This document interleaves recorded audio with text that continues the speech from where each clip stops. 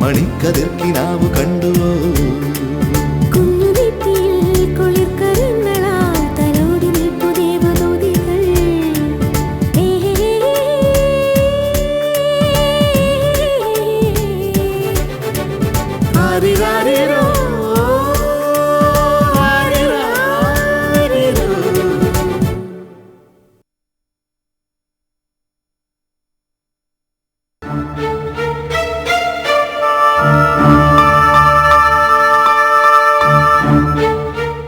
Yes, തീരുമാനം എടുക്കേണ്ടത് ഞാനാണ്, സമ്മതിക്കുന്നു.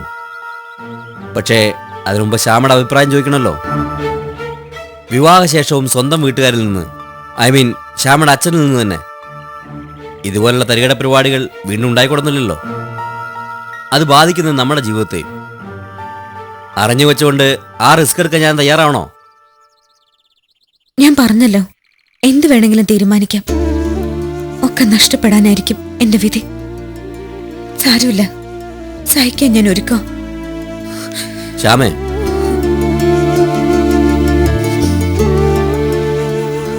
ഇപ്പോഴും ഞാൻ എന്റെ തീരുമാനം പറഞ്ഞിട്ടില്ല. തീർത്തും നിസ്സാരമായൊരു കാര്യത്തെ ചൊല്ലി തന്നെ വേണ്ടെന്ന് വെക്കാൻ ഞാൻ ഒരുക്കല്ലെങ്കിലോ?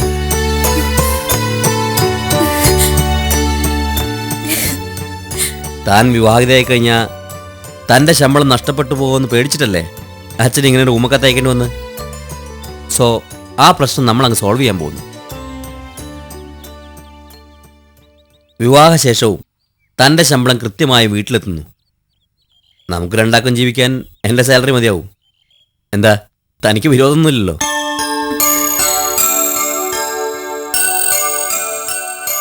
ശ്യാമയെ സ്വന്തമാക്കാൻ വേണ്ടി ഞാൻ കാട്ടുന്ന ഔദാര്യമായിട്ടൊന്നും ഇതിനെ കൂട്ടണ്ട.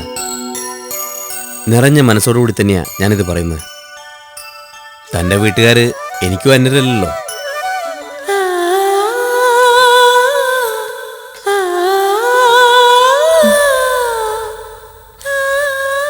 ഇനിയിപ്പൊ ചില്ലി കാശ് ബാക്കിയില്ല കയ്യില്.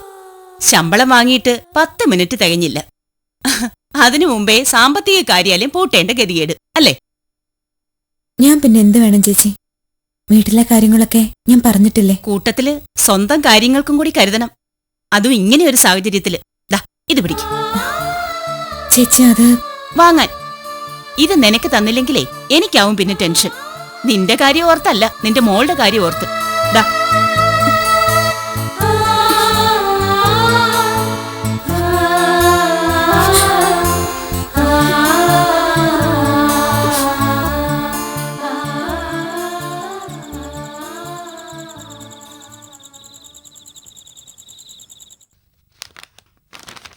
എത്ര പെട്ടെന്ന് മനുഷ്യർക്ക് മാറാൻ കഴിയുന്നു. ഇന്ന് ശോഭയോട് അങ്ങനെ പറഞ്ഞതുകൊണ്ട് എന്ത് നേട്ടോ ശശിയേട്ടനുണ്ടായത്? എന്നോടുള്ള ദേഷ്യം എന്റെ അനുജത്തിയോട് തീർക്കാൻ സാധിച്ചു. എങ്ങനെ വേണമെങ്കിലും കരുതാം. പറഞ്ഞത് മാറ്റി ചിന്തിക്കാൻ എനിക്ക് ഉദ്ദേശമില്ല. ശോഭയുടെ അറുത്തു മുറിച്ച് പറയുന്നത് കേട്ടപ്പോ നമ്മുടെ കല്യാണത്തിന് മുമ്പ് നടന്ന ചില സംഭവങ്ങൾ ഓർത്തു ഞാൻ. സാരമില്ല, പഴയ വാക്കല്ലേ, തെറ്റിച്ചാലും ആരും എതിർക്കാൻ വരില്ല. വാക്ക് പാലിച്ചതിന് നന്ദി നിന്റെ വീട്ടുകാർ നന്നായിട്ട് കാണിച്ചല്ലോ. വേണ്ട, എന്നെ കൊണ്ടൊന്നും പറയിപ്പിക്കാൻ നോക്കണ്ട. ഞാനൊന്നിനും വരുന്നില്ല. അടുത്ത മാസം മുതൽ എന്റെ ശമ്പളം വീട്ടിൽ കൊടുക്കുന്നുമില്ല. പക്ഷേ അത് അമ്മയുടെ പണപ്പെട്ടി നിക്ഷേപിക്കാൻ പറയരുത് എന്നോട്. എനിക്ക് എന്റേതായ ആവശ്യങ്ങളുണ്ട്. മോളുടെ കാര്യത്തിലിപ്പോ ശശിയേട്ടന് താല്പര്യമില്ലല്ലോ. അവൾക്കൊരു ഉടുപ്പ് വാങ്ങാൻ, നല്ല ആഹാരം വാങ്ങിക്കൊടുക്കാൻ, എന്തിന് ഒരസുഖം വന്നാൽ പോലും മറ്റുള്ളവരുടെ മുമ്പിൽ കൈനീട്ടേണ്ട ഗതികേടാ എനിക്ക്. അതിനി ഇടവരാതെ നോക്കണം. രാജകുമാരിയെ പോലെ വളർത്താൻ അവൾ എന്റെ കുഞ്ഞൊന്നല്ലോ. അത് നിങ്ങൾക്ക്. എനിക്ക് അവളെന്റെ സ്വന്തം തന്നെ. ഈ ജന്മം മുഴുവൻ അങ്ങനെ ആയിരിക്കുകയും ചെയ്യും.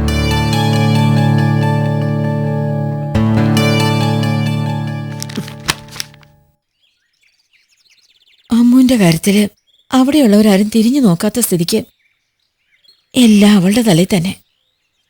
ഈ അവസ്ഥയില് ബുദ്ധിമുട്ടിക്കണ്ടായിരുന്നു. ഞാൻ പറഞ്ഞതാ അമ്മേ, പക്ഷെ ചേച്ചി സമ്മതിച്ചില്ല.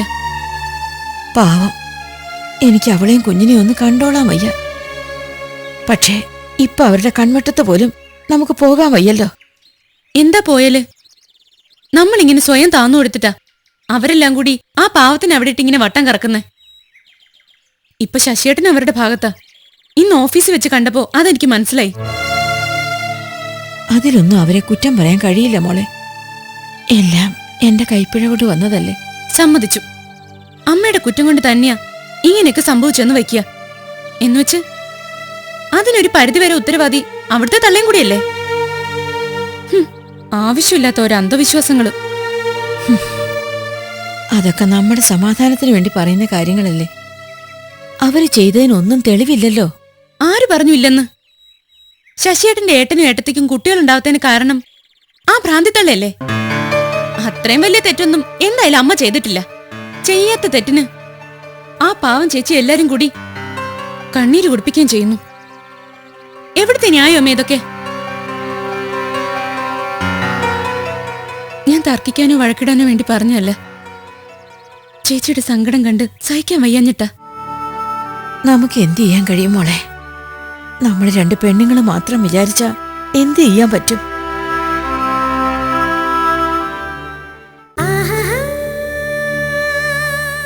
കുടുംബിനി പരമ്പര ഇടവേളയ്ക്ക് ശേഷം തുടരും. കുടുംബിനി പരമ്പര തുടരുന്നു.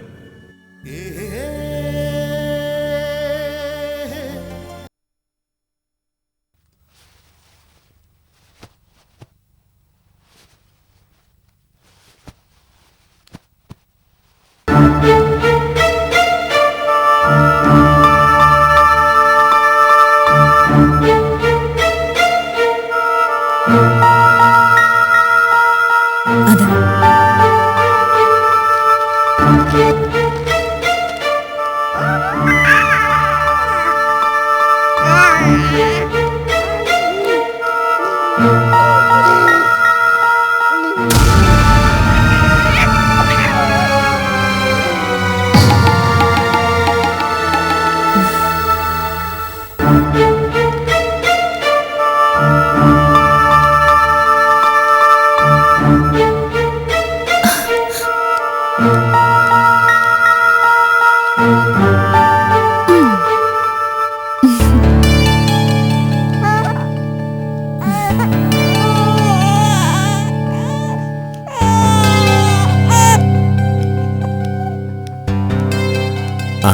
കഴിഞ്ഞോ മാഡം?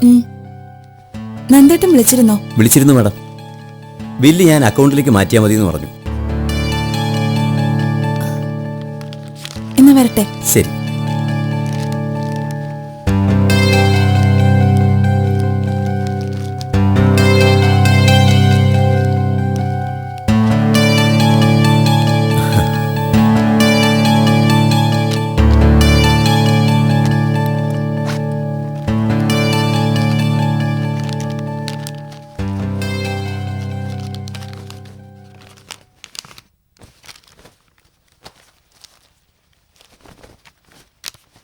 Excuse me, yes. അവരേതാ? നല്ല പരിചയം തോന്നുന്നു. കോൺട്രാക്ടർ നന്ദകുമാറിന്റെ വൈഫാ.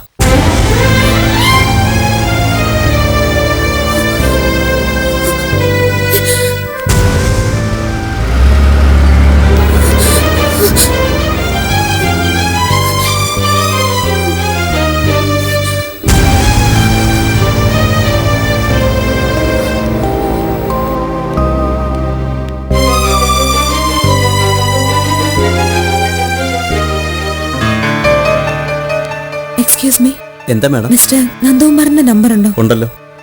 ഒന്ന് തരാമോ? ആ, തരാം.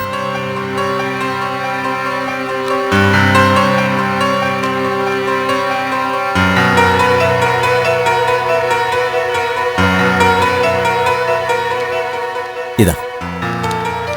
Thanks. Okay madam.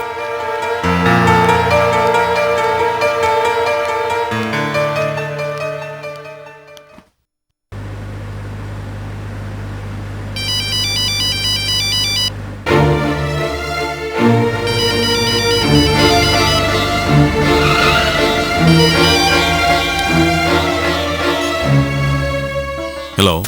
Hello, Nandakumar സാറല്ലേ? ഞാൻ ശ്യാമ, ശശികുമാറിന്റെ വൈഫ്. എന്തു വേണം? എനിക്ക് സാറിനോട് അല്പം സംസാരിക്കാനുണ്ട്. എന്ത് സംസാരിക്കാൻ? സോറി, എനിക്ക് താല്പര്യമില്ല. സർ പ്ലീസ്, ഞാൻ പറയുന്നതൊന്ന് കേൾക്കണം. എനിക്ക് സാറിനെ ഒന്ന് നേരിട്ട് കാണണം. എന്തിന്? നിങ്ങൾക്ക് പറയാനുള്ളത് എന്താണെന്ന് എനിക്കറിയാം. അതിനുള്ള മറുപടി ഞാൻ നിങ്ങളുടെ ഭർത്താവിനോട് പറഞ്ഞു കഴിഞ്ഞു. ശശിയേട്ടൻ പറഞ്ഞ കാര്യങ്ങളല്ല എനിക്ക് സാറിനോട് പറയാനുള്ളത്. അത് കേൾക്കാനുള്ള സന്മനസ്സെങ്കിലും കാണിക്കണം. ഞാൻ സൂര്യ ഗാർഡൻസിലേക്കുള്ള അപ്രോച്ച് റോഡിൽ സാറിനെ പ്രതീക്ഷിച്ച് ഇപ്പൊ മുതൽ നിൽക്കുന്നുണ്ടാവും. വന്നാലും ഇല്ലെങ്കിലും ഞാൻ വെയിറ്റ് ചെയ്യും.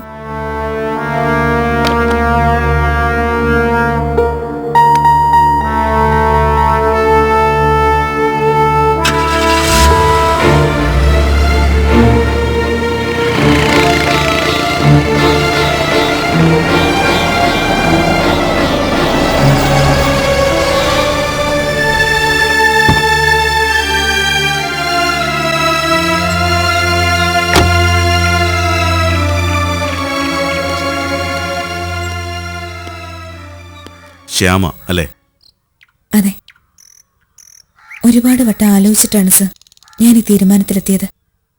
അതിന്റെ പേരിൽ എന്റെ ജീവിതം പോലും തകരാൻ സാധ്യതയുണ്ടെന്നറിയാം. എങ്കിലും എനിക്ക് വിഷമമൊന്നുമില്ല.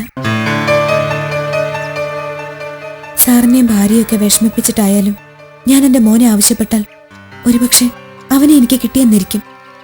പക്ഷെ ആ വീട്ടിലേക്ക് അവനെ കൊണ്ടുപോകുന്നത് അവന്റെ ആയുസിനാപത്തായിരിക്കും, തീർച്ച.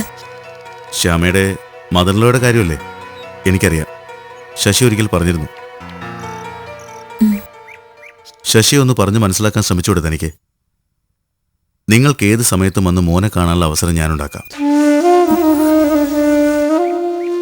ഞാൻ കൊണ്ടുവരാം, നിങ്ങൾ പറയുന്നിടത്ത് അവനെ. ജ്യോതി ഇതൊന്നും അറിയരുതെന്ന ഒറ്റ നിർബന്ധം എനിക്കുള്ളൂ. ഞാനും എത്രയോ വട്ടം ശശിയേട്ടനോട് ഇത് തന്നെ പറഞ്ഞിട്ടുണ്ടെന്നറിയോ. പക്ഷെ കേൾക്കാനൊരു മനസ്സ് കാണിക്കണ്ടേ? അഥവാ അങ്ങനെ ഒരു ദയ ഉണ്ടായാൽ കൂടി അമ്മ അതിന് സമ്മതിക്കില്ല. ഞാൻ ശശിയോടൊന്ന് വിശദമായി സംസാരിച്ചു നോക്കിയാലോ? വേണ്ട സാർ, ശശിയേട്ടന് വാശി കൂടുകയുള്ളൂ. തൽക്കാലം ഇങ്ങനെ തന്നെ ഇരിക്കട്ടെ. ഒന്നും ഓർത്ത് സങ്കടപ്പെടരുതെന്ന് പറയാനേ എനിക്ക് കഴിയൂ. ഞാൻ കാണിക്കുന്നത് അല്പം സ്വാർത്ഥതയാണെന്ന് എനിക്ക് തന്നെ തോന്നാറുണ്ട്. പക്ഷേ മറ്റൊരു വഴിയും എൻ്റെ മുമ്പിൽ ഇല്ലാത്തതുകൊണ്ട് ഒരു കാര്യത്തിൽ ഞാൻ ഉറപ്പുതരാം. എൻ്റെ വീട്ടിൽ കണ്ണൻ രാജകുമാരനായിട്ടായിരിക്കും വളരുക. ഒരു കുറവും ഞാനവന് വരുത്തില്ല. അറിയാം സാർ, മറ്റുള്ളവരുടെ കാര്യം എനിക്ക് ഉറപ്പ് പറയാൻ പറ്റില്ല. എന്റെ മനസ്സിന്റെ ഒരു കോണിൽ പോലും അമ്മ മറ്റൊരാളുടേതാണെന്ന് ഒരിക്കലും എനിക്ക് തോന്നിയിട്ടില്ല, ഇനി തോന്നുകയില്ല. മതി. ഒരു നോക്ക് പോലും ഞാൻ എൻ്റെ മോളെ കണ്ടിട്ടില്ലെങ്കിലും ശ്യാമയുടെ വാക്കുകളിലൂടെ ഇപ്പം എനിക്ക് എൻ്റെ മോളെ കാണാം. പൊയ്ക്കോളൂ. ആ, ഒരപേക്ഷയുണ്ട്. എന്തെങ്കിലും ഒരു ആവശ്യം വന്നാൽ ഒന്ന് വിളിച്ചു പറയാൻ മടിക്കരുത്. ആ നിമിഷം ഞാൻ അവിടെ ഉണ്ടാവും. സർ, എനിക്കെന്റെ മോനെ ഒന്ന് കാണാൻ പറ്റുമോ? ഒരു തവണത്തേക്ക് മാത്രം ഞാൻ അവിടെ വന്ന് അവനെ ഒന്ന് കണ്ടോട്ടെ, ഒരൊറ്റ തവണ. വന്നോളൂ. പക്ഷേ ജ്യോതിയുടെ മുന്നിൽ ഒരു നോട്ടം കൊണ്ട് പോലും ഒന്നും വെളിപ്പെടുത്തരുത്. ഇല്ല. ഞാൻ പ്ലാൻ ചെയ്തിട്ട് ശ്യാമയെ അറിയിക്കാം. വരുമ്പോ മോളെയും കൊണ്ടുവരണം. ഒന്നും അറിയില്ലെങ്കിലും ജ്യോതിക്ക് അവളുടെ മോളെ ഒന്ന് കാണാലോ. എനിക്കും. എവിടാന്ന് വെച്ചാൽ ഞാൻ ഡ്രോപ്പ് ചെയ്യാം. കേറിക്കോളൂ. വേണ്ട സാർ, ഞാൻ പൊയ്ക്കോളാം. ശരി.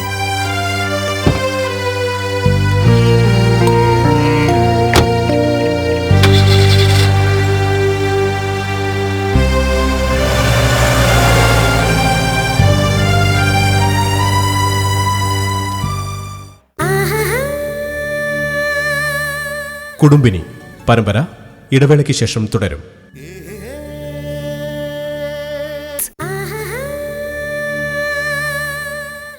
കുടുംബിനി പരമ്പര തുടരുന്നു.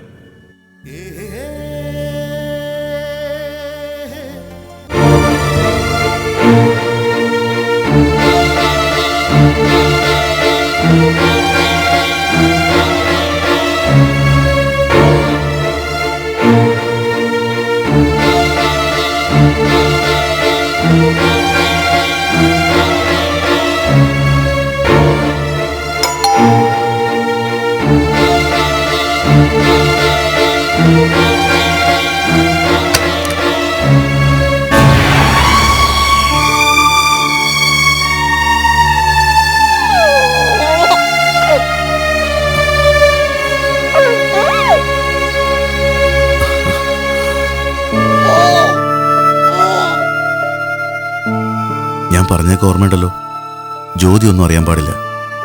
വരൂ.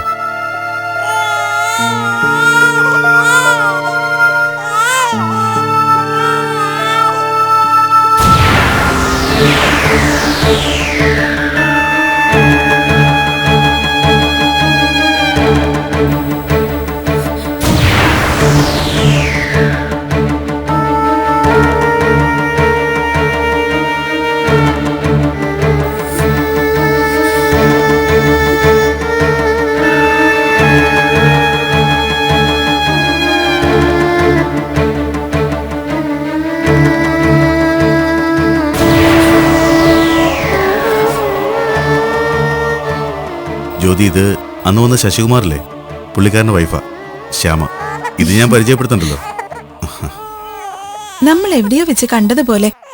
അന്ന് മോന് ഡ്രസ് എടുക്കാൻ വന്നപ്പോ കിഡ്സ് വെയർ ഷോപ്പിൽ വെച്ച്. അത് തന്നെയാ. ഓഹോ, അപ്പൊ നിങ്ങൾ പരിചയക്കാരായി. പരിചയം എന്ന് പറഞ്ഞാ ജസ്റ്റ് ഒന്ന് കണ്ടിട്ടേ ഉള്ളൂ. ദേ, വീടിന്റെ കാര്യത്തിൽ ശ്യാമയ്ക്ക് എന്തൊക്കെയോ സജഷൻസ് ഉണ്ടെന്ന് അത് പറയാൻ വേണ്ടി വന്നതാ. നീ ചായ എടുക്ക്, മോനെ ഞാൻ നോക്കിക്കോളാം. ആ, ഓ, ദേ നോക്കിയേ, മോള്. ആ,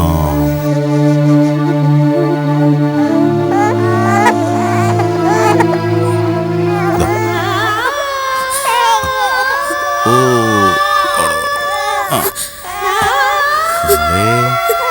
എന്തടാ?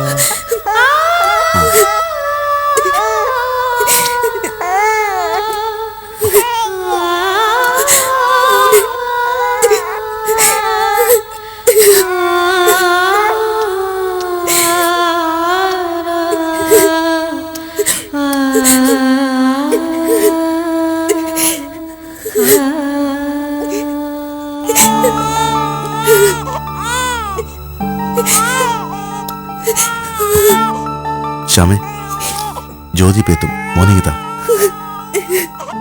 എന്താ ശ്യാമേ, എല്ലാം ഞാൻ പറഞ്ഞല്ലേ. ഇതാ.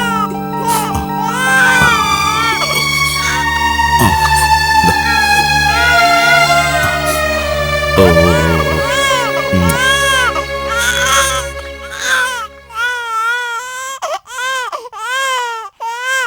പണിയാൻ പോകുന്ന വീടിനെ കുറിച്ച് ശ്യാമയ്ക്ക് ഒരുപാട് ഐഡിയാസ് ഉണ്ടെന്ന് തോന്നുന്നല്ലോ. മോളുടെ പേരെന്താ? അമ്മു. അമ്മയുടെ അമ്മക്കുട്ടി ആന്റിയുടെ അടുത്തോട്ടൊന്ന് വന്നേ. ആ ഓ ഓ ഓ ഓ കാര്യല്ലേ വാവേ, ആന്റി ഒരു പാവല്ലേ. ദേ മോനൊരു കൂട്ടുകാരൻ വാവ. നന്ദേട്ടനൊരു മോള് വേണമെന്നായിരുന്നു ആഗ്രഹം. പക്ഷേ ദൈവം എന്റെ പക്ഷത്തായിരുന്നു. എന്നുവെച്ച് പെൺകുട്ടികളോട് ഇഷ്ടക്കുറവൊന്നും ഇല്ല കേട്ടോ. എന്തുപറ്റി? ഒന്നുമില്ല, ഞാനെന്നാ ഇറങ്ങട്ടെ. വാവ പോവുകയാണോ അമ്മയുടെ കൂടെ? ഇനി എന്നാ വരിക ആന്റിയെ കാണാൻ? വാ മോളെ.